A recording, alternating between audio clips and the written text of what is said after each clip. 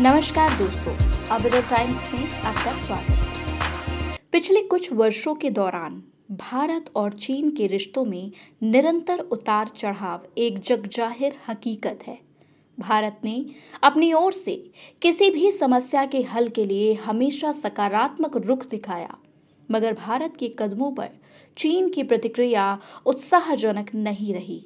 आमतौर पर चीन ने अपनी ताकत और धौंस दिखाई है।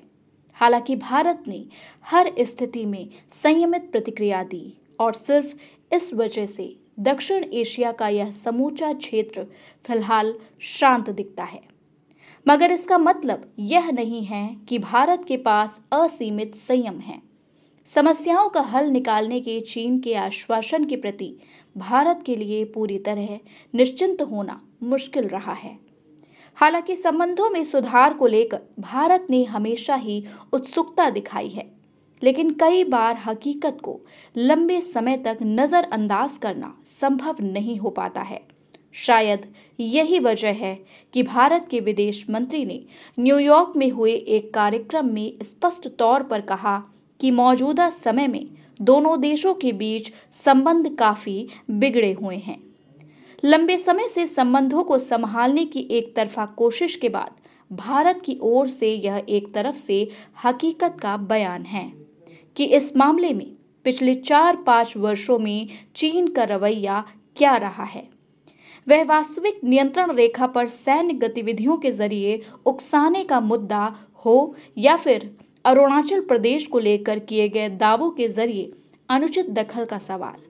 चीन ने आए दिन अपनी चालबाजियों के जरिए अपना असली चेहरा दिखाया है।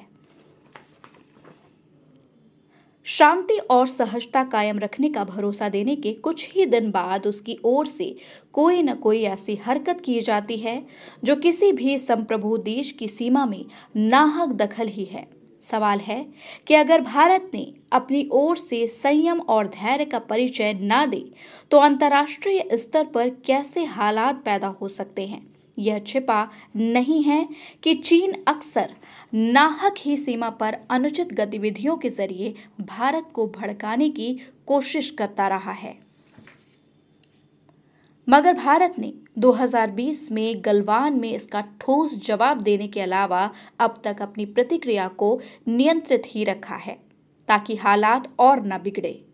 भारत के इस संयम को अगर चीन इसकी कमजोरी के तौर पर देखता है तो यह उसकी भूल है। विदेश मंत्री ने भी इसे अपने वक्तव्य में रेखांकित किया है कि भारत और चीन के रिश्ते एशिया के भविष्य के लिए महत्वपूर्ण हैं और न केवल इस महाद्वीप को बल्कि पूरी दुनिया को प्रभावित करेंगे। साथ ही अगर दुनिया को बहुध्रुवीय होना है तो एशिया को भी बहुध्रुवीय होना होगा।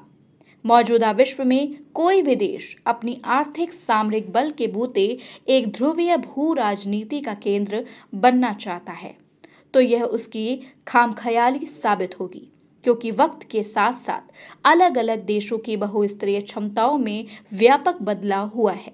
विडंबना यह है कि एक शक्तिशाली देश कहे जाने के बावजूद चीन ने कभी इसके मुताबिक गरिमा का प्रदर्शन नहीं किया है। विस्तारवाद की भूख के तहत वह वास्तविक नियंत्रण रेखा पर जैसी दखलंदाजी की कोशिश करता रहा है, उसने भारत के साथ सीमा विवाद से लेकर अन्य समस्याओं का हल निकलने के बजाय इसको जटिल ही बनाया है। जरूरत यह है कि वैश्विक स्तर पर बदलती तस्वीर के मद्देनजर चीन विवादों का हल निकालकर भारत के साथ संबंधों को सहज बनाने की दिशा में ठोस कदम उठाए।